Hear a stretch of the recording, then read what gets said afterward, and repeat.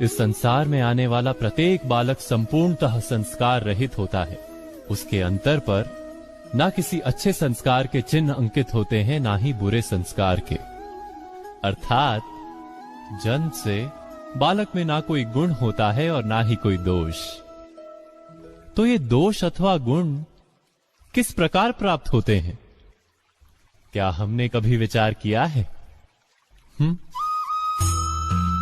जो बात माता पिता के मुख से निरंतर सुनी जाती है, वही बात उनकी संतानों के हृदय का संस्कार बनती है। जैसे किसी गांव में नदी तट तक एक पगडंडी बन जाती है केवल उस मार्ग पर बार बार चलने के कारण। अर्थात माता पिता के हृदय की इच्छाएं उनकी संतानों के हृदय का दोष अथवा गुण बनकर जन्म लेती हैं। क्या ये सत्य नहीं?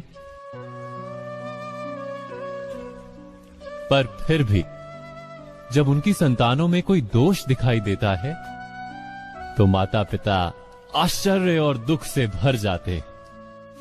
माता पिता का हृदय ये प्रश्न करता है कि उनकी संतानों में ये कुसंस्कार आए कहां से।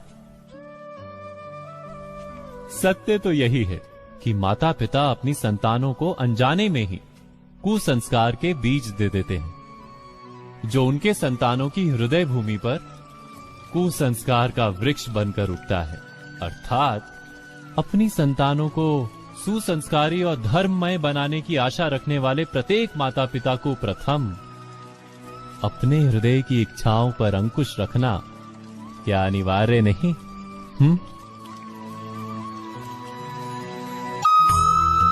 जीवन में आने वाले संघर्षों के लिए जब मनुष्य स्वयं को योग्य नहीं मानता, जब उसे अपने ही बल पर विश्वास नहीं रहता, तब वो सद्गुणों को त्याग कर दुर्गुणों को अपनाता है। वस्तुतः मनुष्य के जीवन में दुर्जनता जन्म ही तब लेती है जब उसके अंतर में आत्मविश्वास नहीं होता। आत्मविश्वास ही अच्छाई को धारण करता है। ये आत्मविश्वास है क्या?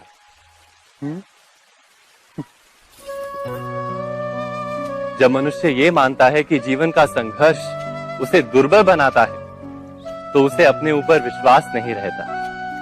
वो संघर्ष के पार जाने के बदले संघर्ष से छूटने के उपाय ढूंढने लगता है।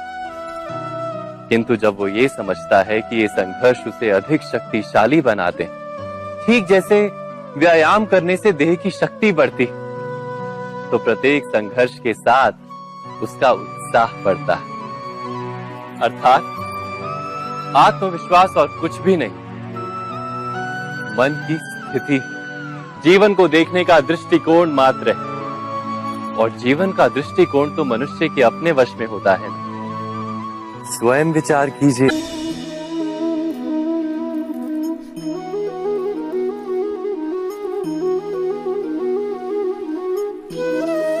ज्ञान प्राप्ति सदा ही समर्पण से होती है, ये हम सब जानते हैं। किंतु समर्पण का वास्तविक महत्व क्या है? क्या हमने कभी विचार किया? मनुष्य का मन सदा ही ज्ञान प्राप्ति में विभिन्न बाधाओं को उत्पन्न करता है। कभी किसी अन्य विद्यार्थी से ईर्ष्या हो जाती है, कभी पढ़ाए हुए पाठों पर संदेह जन्मता है और कभी गुरु द्वारा दिया गया दंड मन को अहंकार से भर देता है। नहीं, क्या ऐसा नहीं होता? न जाने कैसे कैसे विचार मन को भटकाते हैं और मन की इसी अयोग्य स्थिति के कारण हम ज्ञान प्राप्त नहीं कर पाते। मन की योग्य स्थिति केवल समर्पण से निर्मित होती है। समर्पण मनुष्य के अहंकार का नाश करता है। ईर्ष्या, महत्वाकांक्षा आदि भावनाओं को दूर कर हृदय को शांत करता है और मन को एकाग्र करता है। वास्तव में ईश्वर की सृष्टि में ना ज्ञान की मर्यादा है, ना ज्ञानियों की। गुरु दत्तात्रेय ने तो गाय और श्वान से भी ज्ञान प्राप्त कर लिया था। अर्थात विषय ब्रह्म ज्ञान का हो या जीवन के ज्ञान का या गुरुकुल में प्राप्त होने वाले ज्ञान का, उसकी प्राप्ति के लिए गुरु से अधिक महत्व है उस गुरु के प्रति हमारा समर्पण। क्या यह सत्य नहीं?